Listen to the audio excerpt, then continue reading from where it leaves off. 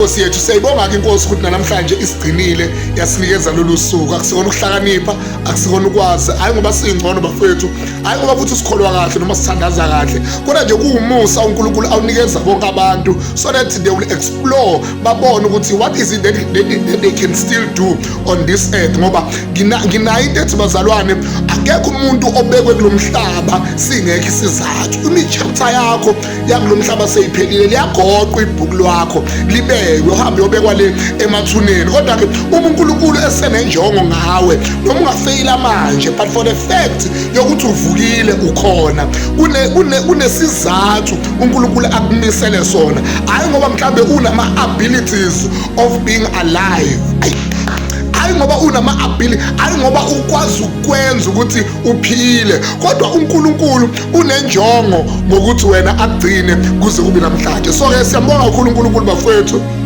siyokhonza uNkulunkulu bazalwane. Ngiyafisa ukusho ukuthi-ke uNkulunkulu unamacebo amahle ngawe.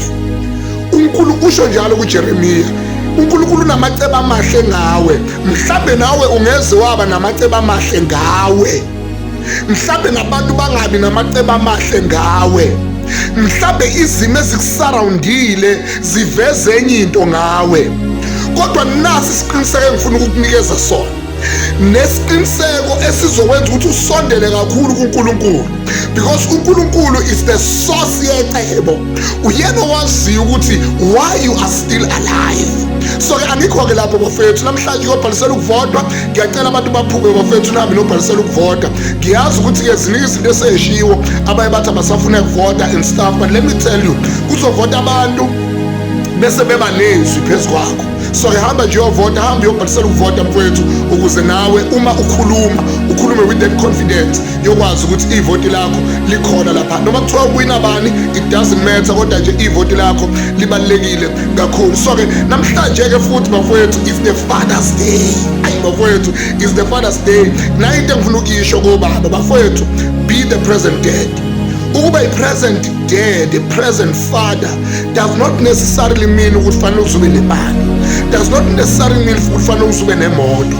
Kodwa-ke the community, the society, impilo ikwenze kwavela ngathi kufanele kube khona into ethile onayo ukuze ube ubaba obonakalayo.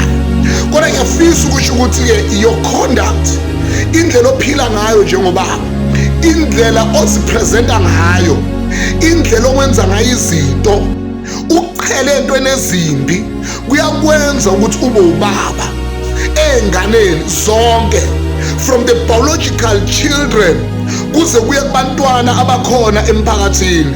So-ke ukuba present father, omama abaningi u-present father bamqhelisile, bamsusile ubaba ngenxa yokuthi akanayo imali.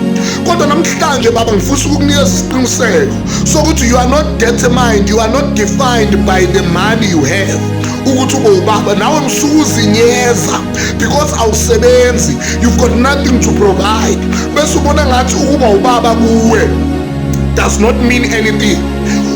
Yiba zama ukuba khona, uNkulunkulu azakunikeze nawe ukuthi kube khona into oyiprovidayo. Ungayivumeli into ukuthi uqheliswe ekubeni ubaba opresent just because you don't have something to provide.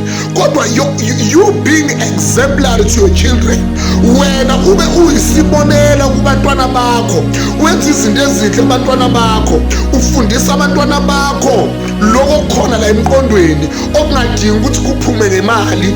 Uhambo lwakho, ukunyathela kwakho ube yi-example kubo abantwana bakho nasemphakathini, ngoba you are not only the father to your biological children, kodwa you are the father to the nation, you are the father to the community. Emsebenzini uma kufunwa ubaba kubhekwa wena. So-ke uhambo lwakho lokubaba alibonakali, ungaze ube nemali, uNkulunkulu uzofika isikhathi sokuthi nawe akunikeze ube nemali.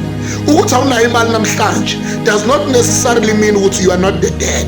Kodwa musuku uba absent mfowethu, iba khona ey'nganeni zakho, kunkosikazi wakho, emphakathini, iba khona ubonakale.